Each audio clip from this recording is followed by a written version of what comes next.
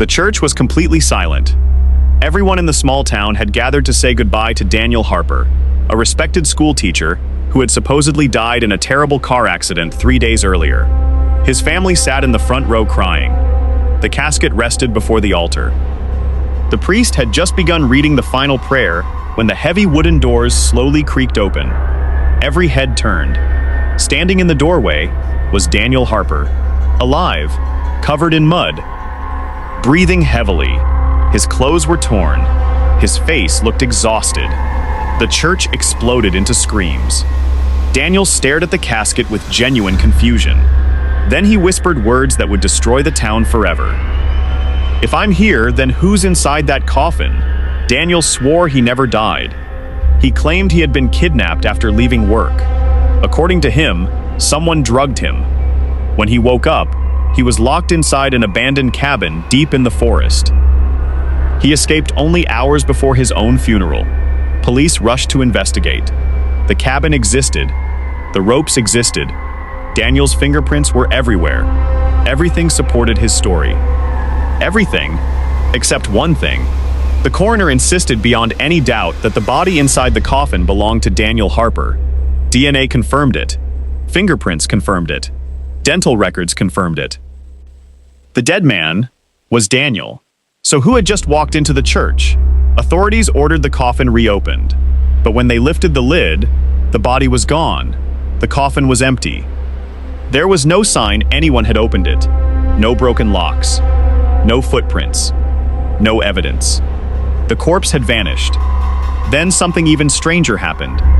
The funeral photographs were examined. In every picture, someone stood in the background, a tall man wearing a black suit. Nobody remembered seeing him. Every photo, every angle, he was always watching. Police searched the town.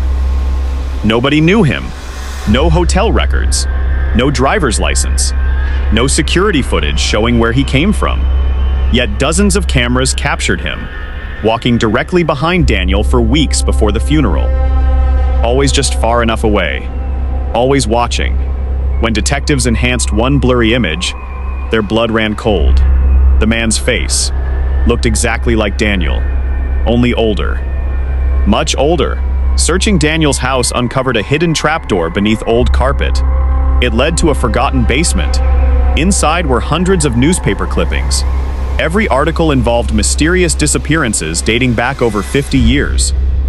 Each victim looked strangely similar. The walls were covered with photographs. Different decades, different names, different hairstyles, but the same face. Daniel's face.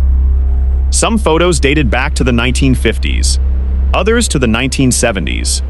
The oldest was from 1912. Hidden inside an old safe was a handwritten journal.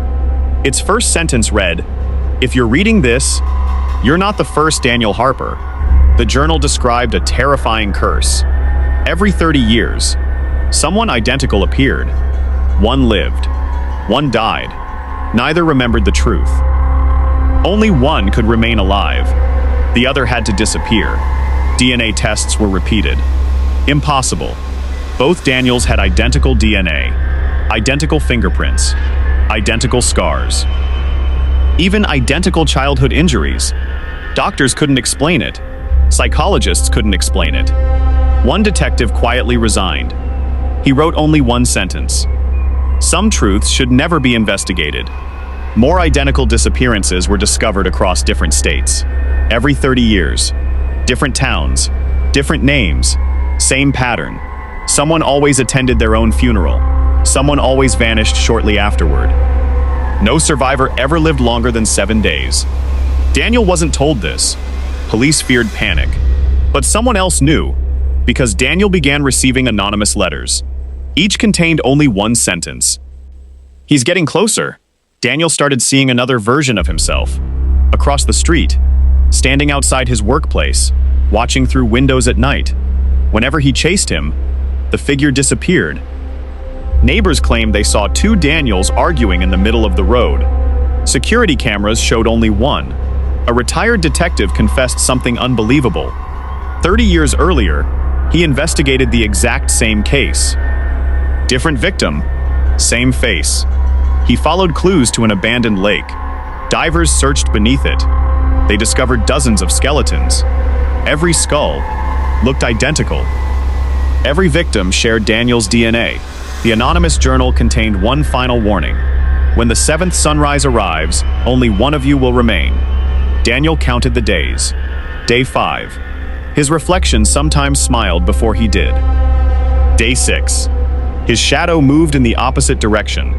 His family began insisting he wasn't acting like himself. Or perhaps, he never had been.